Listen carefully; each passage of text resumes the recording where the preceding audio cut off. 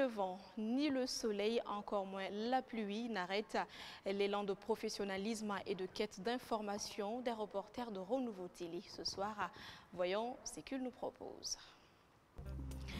Le nouveau découpage administratif est désormais opérationnel. L'annonce a été faite par le ministre de l'Administration territoriale et de la décentralisation. Dans cette édition, vous saurez désormais comment se présente notre pays administrativement. Dans plusieurs localités du pays, le prix des denrées de première nécessité, dont le riz, le haricot ou encore le mil, connaît des augmentations. Vous allez avoir les détails dans ce 19h. Le 25 septembre, journée internationale de la langue soniké a été célébrée par les soniké du Mali. Cette commémoration vise à promouvoir la langue et la culture soniké. Voilà donc pour les sommaires.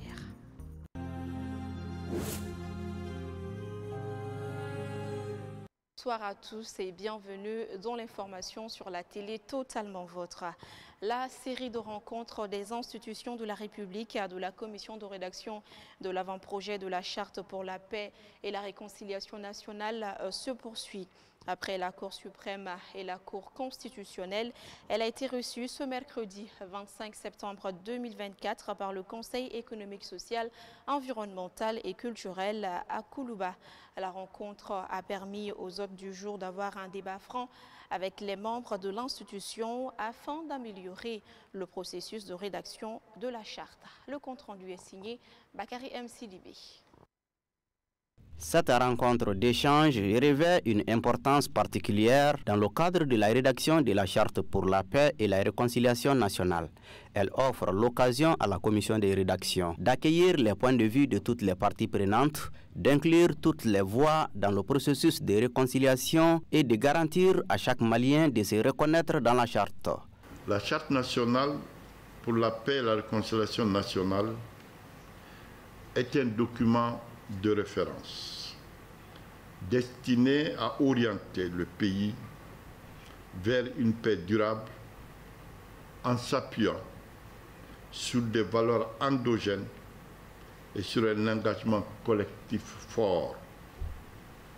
Elle reflète la volonté du peuple malien de surmonter les divisions et construire dans la paix, la solidarité,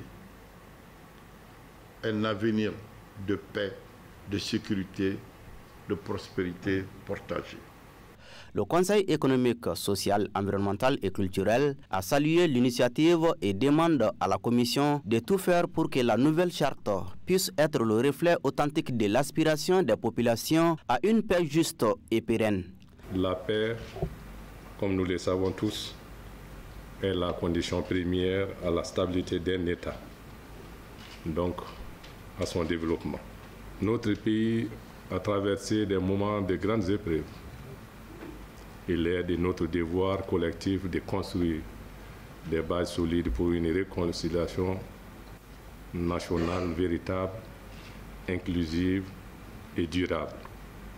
Je salue le travail déjà accompli par la Commission et vous encourage à poursuivre vos efforts avec la même rigueur et les mêmes engagements.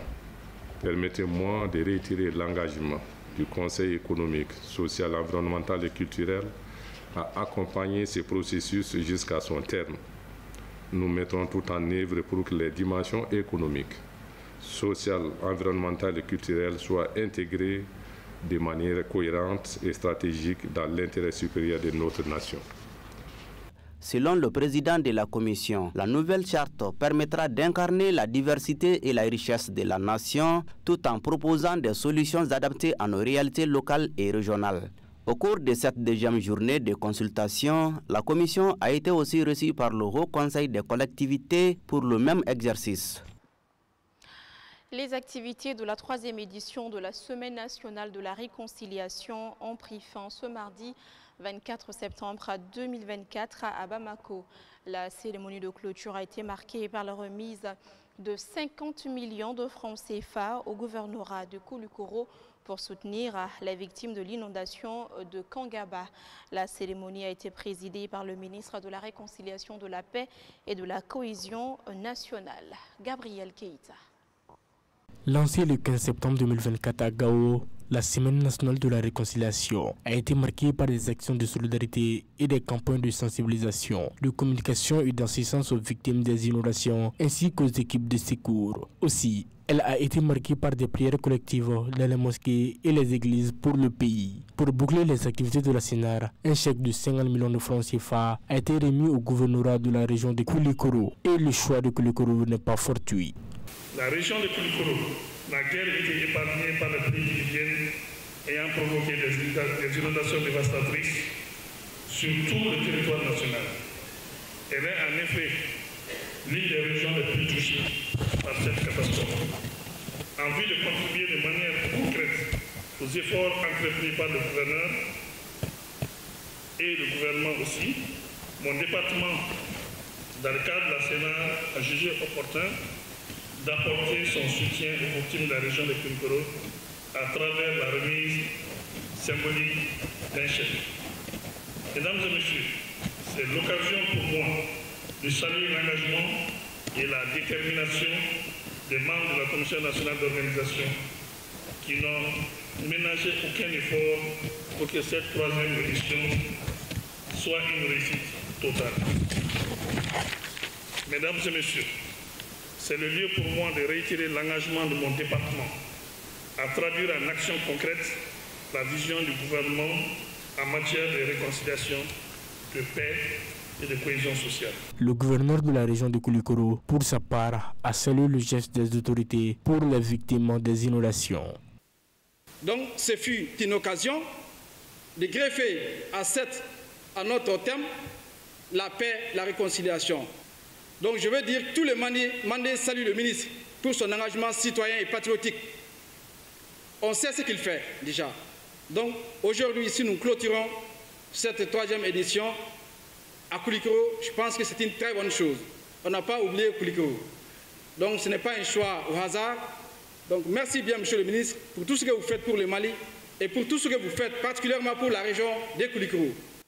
Pour rappel, le thème de la Semaine nationale de la réconciliation 2024 était « Solidarité et unité nationale autour des victimes des inondations dans l'espace AES ». Je vous l'annonçais tout à l'heure dans les titres, le nouveau découpage administratif du Mali est désormais opérationnel. Les gouverneurs, les préfets et les sous-préfets des nouvelles circonscriptions administratives ont été tous nommés selon le ministre de l'administration territoriale et de la décentralisation. Comment se présente désormais notre pays administrativement? Réponse avec Awa Sanogo. La nouvelle réorganisation territoriale a été annoncée opérationnelle depuis le lundi dernier. Elle permettra, selon les autorités, de rapprocher l'administration des administrés. Aussi, elle vise à diminuer le nombre de déplacés et réfugiés et faciliter le retour progressif des personnes déplacées du fait de l'insécurité, toujours selon les autorités. Ce découpage administratif et territorial divise ainsi le Mali en 19 régions, un district, 159 cercles, 474 arrondissements, 815 communes et 12 641 villages, fractions ou quartiers. Les 11 nouvelles régions retenues sont Taoudini, Ménaka, Nioro, Kita, Dioïla, Nara, Bougouni, Koutchala, San, Douanza et Badjangara.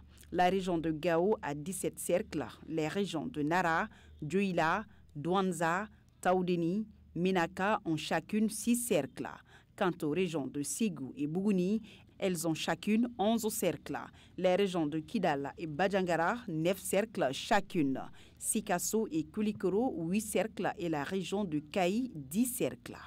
Rappelons que ce nouveau découpage territorial a fait l'objet de contestations à travers le pays en 2023. Certaines localités avaient dénoncé le fait que leur localité ne soit pas érigée en cercle ou en région, alors que d'autres s'étaient insurgés contre leur rattachement à d'autres localités. De toute façon, entre l'annonce officielle de l'opérationnalisation du nouveau découpage administratif et son fonctionnement effectif, il y a des centaines de milliards de francs CFA à chercher pour la construction des bâtiments financement, leurs équipements et le recrutement des dizaines de milliers d'agents publics. Du 25 au 26 septembre 2024 se tient au Palais de la Culture de Bamako la première édition des Journées internationales de la langue soninké, organisée par l'Association des Nyamakala soninké du Mali en collaboration avec la jeunesse soninké du Mali, la Commission langue du Mali et l'Association culturelle soninké de Caille. L'objectif de ces journées est de promouvoir la langue soninké pour la paix et le vivre ensemble. La Sindiakité, Montala Ouattara, compte rendu.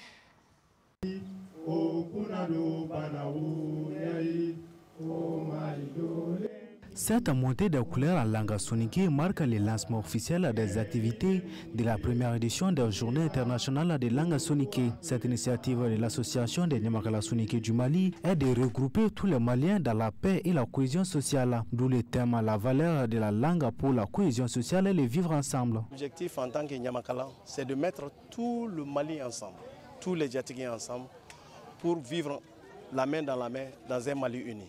On a donné à la langue soninké une valeur, une considération, sa place d'antan. Donc nous nous sommes très émus par rapport à cette première édition.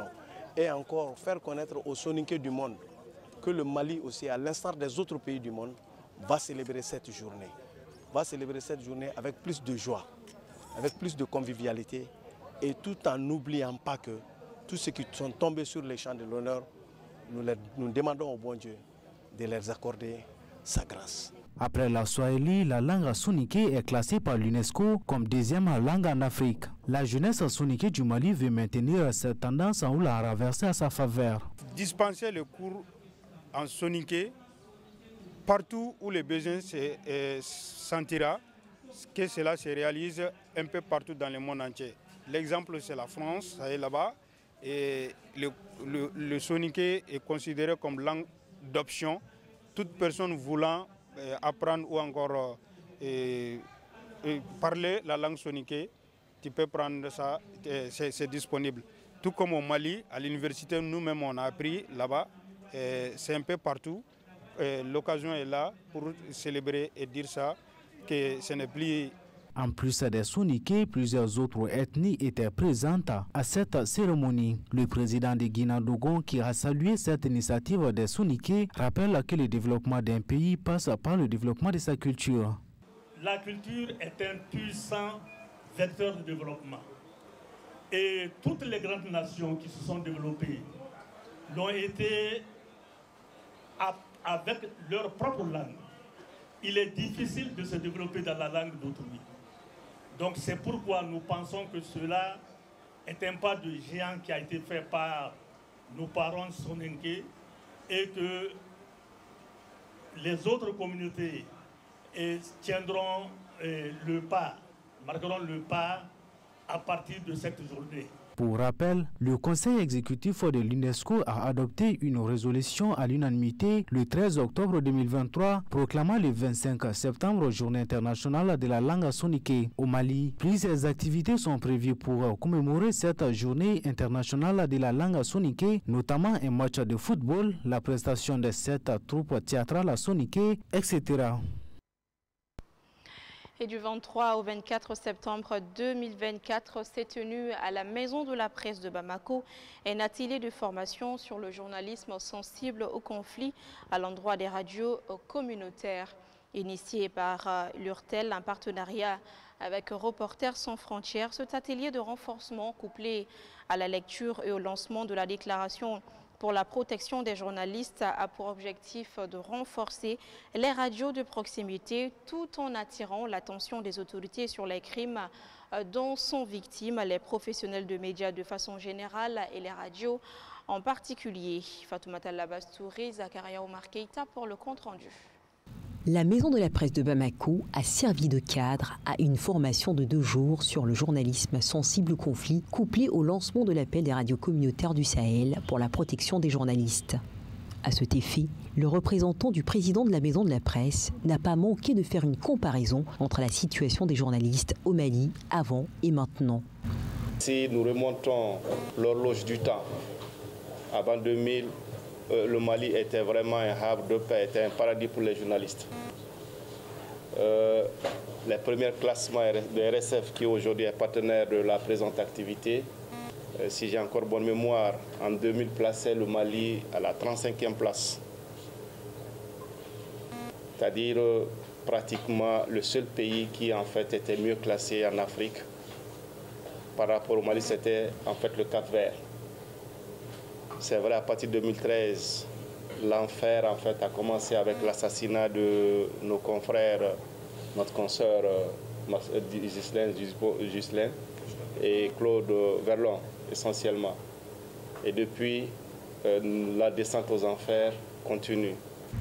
L'objectif principal est de briser le silence sur les crimes perpétrés contre les journalistes dans le cadre de l'exercice de leurs fonctions.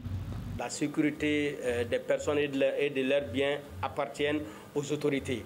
Et ce sont ces autorités qui doivent veiller sur les journalistes et animateurs, non seulement à travers l'ensemble du territoire national, mais particulièrement dans les zones de conflit, notamment le Sahel.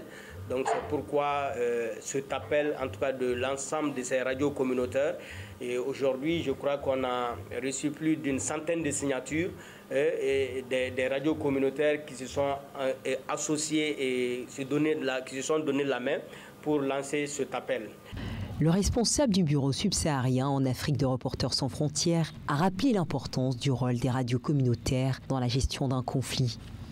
Aujourd'hui, si je peux vous donner un exemple, si vous allez dans n'importe quel village le plus reculé du Mali, que ce soit du côté de Ségou, que ce soit du côté de Tombouctou, l'information là-bas, les premières qui la diffusent, sont des radios communautaires. Nous attendons également à ce que des organisations internationales comme l'UNESCO, comme l'Union africaine, comme l'ONU se prononcent aussi et prennent des décisions et encouragent un peu tout ce que nous avons fait en termes de plaidoyer.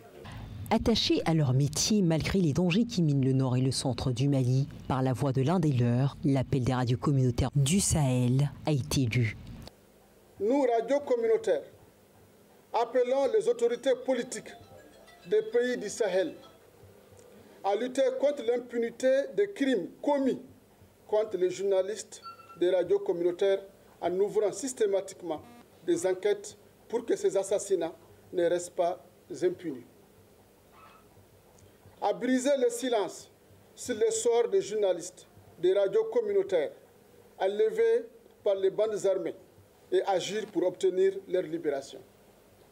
A rappelé que beaucoup de journalistes ont été victimes de violences dans l'exercice de leurs fonctions. Si certains ont été libérés, d'autres, jusqu'à ce jour, demeurent introuvables. Malheureusement, il y a même des cas de mort. L'hôpital du Mali a tenu ce mercredi 25 septembre 2024 la 24e session ordinaire de son conseil d'administration. Il s'agissait pour les administrateurs de faire le point des activités de l'établissement sanitaire au cours du premier semestre de l'année en cours, d'examiner et d'adopter le rapport d'activité couvrant la période allant du 1er janvier au 30 juin 2024. Et sur les 5 activités principales programmées, l'hôpital a atteint plus de 95% de ses objectifs. Le Lomadi Bati. Avec un budget annuel approuvé dépassant de 5 milliards de francs CFA, la gestion des ressources a été au cœur des discussions. Au cours du premier semestre, l'hôpital a mobilisé plus de 3 milliards de francs CFA grâce à une stratégie de financement efficace et à des partenariats solides. Cet effort financier a permis de soutenir la poursuite des activités et de garantir la qualité des soins aux patients. 95% pour les activités de consultation externe, 88% pour les activités chirurgicales, 120% pour les activités d'hospitalisation, 101% pour les activités de laboratoire, 105% pour les activités d'imagerie médicale. Lors de cette session, il a été rappelé le challenge reçu par l'hôpital du Mali concernant les activités de la procuration médicalement assistée dont le premier accouchement a eu lieu en janvier 2024. En termes d'innovation, nous avons commencé la procuration médicalement assistée avec l'appui du personnel chinois. De nos jours, on a à peu près 8 grossesses évolutives et parmi les 8, il y a eu 4 accouchements déjà. Donc les bébés et les mamans se portent bien. La directrice a mis en lumière quelques difficultés rencontrées par l'hôpital du Mali avant de dévoiler le projet d'extension. Des nouvelles initiatives en matière de santé publique sont en cours d'élaboration avec des perspectives d'innovation pour optimiser les soins de santé. Nous n'avons pas assez de salles de consultation et ensuite nous n'avons pas assez de salles pour les opérations. Ce qui fait que les malades programmés durent sur la liste d'attente. Nous avons élaboré notre projet d'établissement et dans ce projet, il est prévu l'extension de l'hôpital en termes de bâtiments, construction et en termes d'équipement. Et nous comptons vraiment sur les plus autorités pour que nous puissions mettre en œuvre ce projet d'extension. En termes aussi de nouvelles activités, nous allons entamer prochainement ce qu'on appelle les activités personnalisées. Et cette activité, c'est pour faciliter l'accès rapide à la population aux soins de santé. Cette 24e session ordinaire du conseil d'administration de l'hôpital du Mali a non seulement permis de dresser un bilan positif des 6 premiers mois de l'année, mais également ouvert la voie à des actions futures promoteuses visant à améliorer la qualité des soins et l'accès à la santé pour tous. Je vous l'annonçais en début de journal, le prix des céréales connaît une augmentation dans plusieurs localités du pays. Dans certains endroits, la flambée est même un peu inquiétante quand on sait que les récoltes sont parfois menacées par la montée des eaux. Les explications avec Alamako Diabati. En effet, le riz local a connu une augmentation de 50 francs en quelques semaines à Sikasso. Le kilogramme est désormais cédé à 650 francs CFA contre 600 francs CFA auparavant. Cette hausse, selon des habitants, est mal perçue par les consommateurs. Commerçants et revendeurs expliquent cette spéculation par la rareté du riz sur le marché à Sikasso.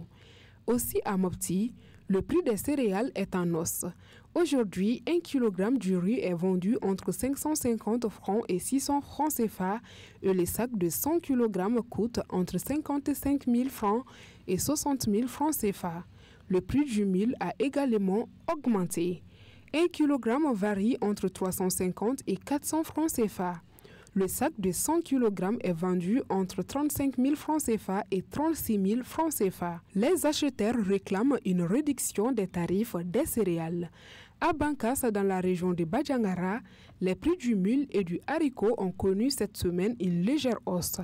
Le kilogramme du mil est vendu à 320 francs CFA contre 310 francs CFA auparavant.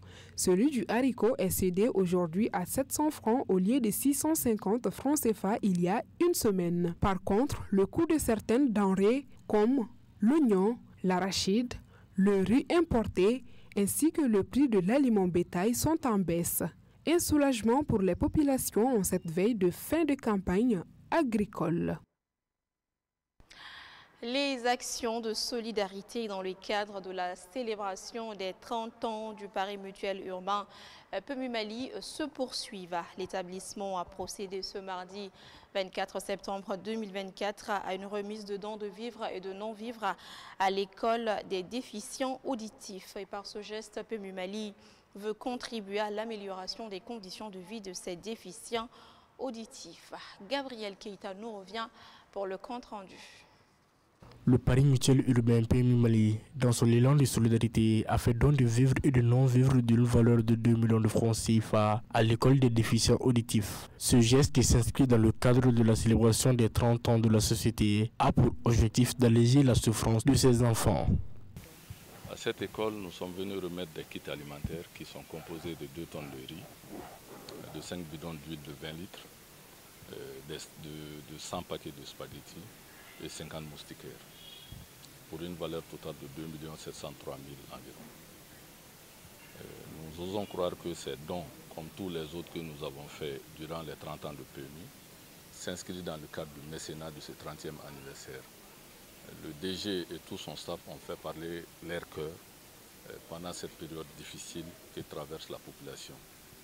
C'est ainsi que nous avons, depuis le début de ce mois, en prélude du mois d'octobre, mois de la solidarité et de lutte contre l'exclusion, nous avons procédé à plusieurs dons pour magnifier, pour montrer à nos frères et sœurs de l'école des déficients auditifs que le PMI passe à eux, que nous ne les avons pas oubliés. En cette période de soudure, les bénéficiaires du don ne peuvent que saluer ce geste du PMI Mali. Et ce matin, nous sommes très contents de la remise des dons à nos enfants, à nos parents et à nos élèves, à tout le personnel de l'EDA. Quelqu'un qui se déplace pour venir te faire un don, c'est vraiment une très grande générosité. Vraiment, ce don va beaucoup amoindrir les souffrances parce que les enfants, ça va faire un bon trimestre. On n'aura pas de dépenses de céréales à payer. Et aussi bien que l'huile, ça va vraiment amoindrir beaucoup notre souffrance.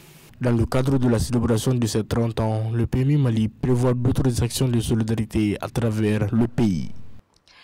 Et voilà, cette édition est terminée. Merci à tous ceux qui ont contribué à sa réalisation. Un grand merci à vous également de l'avoir suivi. Merci surtout de votre fidélité que je vous demanderai de réitérer demain à la même heure. Bonsoir.